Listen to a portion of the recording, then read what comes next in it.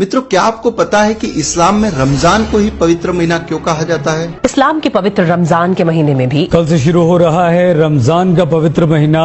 अब सबसे पहले रमजान के पाक और पवित्र महीने पर हो रही राजनीति पर मास्टर स्ट्रोक है। देश में पवित्र रमजान महीने की शुरुआत हो गई। इस्लाम में रमजान को पवित्र कहने का सबसे बड़ा कारण है कि इसी महीने में कुरान आसमान से जमीन पर उतारी गई थी, जिसके बाद से मुसलमानों को काफिरों की हत्या करने, बलात्कार करने, लूटने व धर्मांतरण करने का किताबी लाइसेंस मिल गया। इसके बाद इस्लाम के दो सबसे बड़े जिहाद जिस इस्लामिक महीने में अंजाम दिए गए वो रमजान का ही महीना था। 624 ईस्वी में पैगंबर मोहम्मद के नेतृत्व में इस्लाम की पहली और सबसे महत्वपूर्ण जंग रमजान के महीने में ही लड़ी गई थी, जिसको इतिहास में बदर की जंग के रूप में जाना जाता है।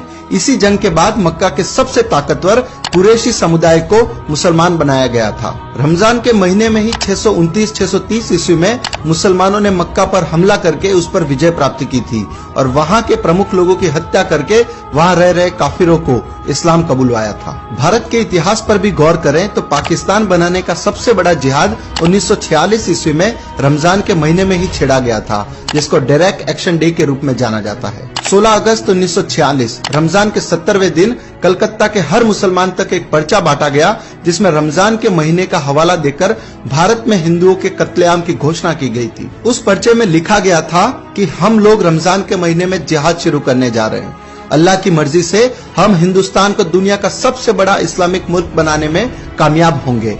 ए काफिर, तुम्हारी सजा का वक्त आ गया है, अब कत्लेआम होगा।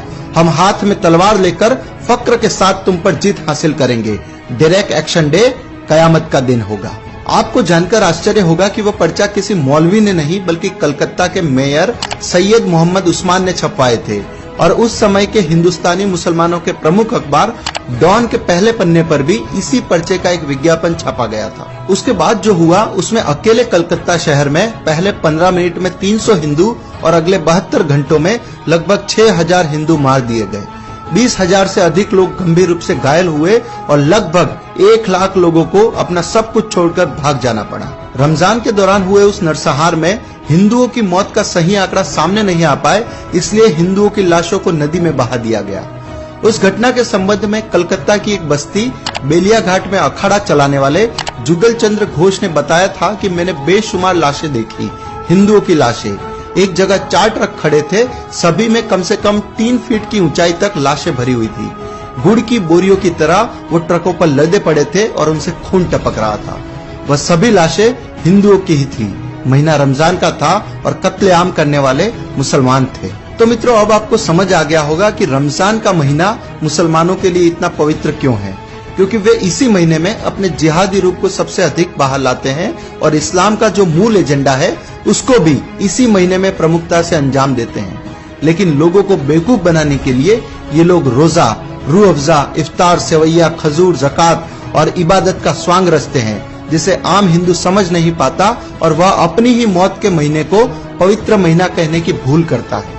लेकिन आज के इस वीडियो के बाद कम से कम हिंदू समाज को तो रमजान को पवित्र कहना बंद कर देना चाहिए और रमजान की सो कॉल्ड पवित्रता का जो सच इस वीडियो में बताया गया है उसको अधिक से अधिक लोगों में सर्कुलेट करना चाहिए।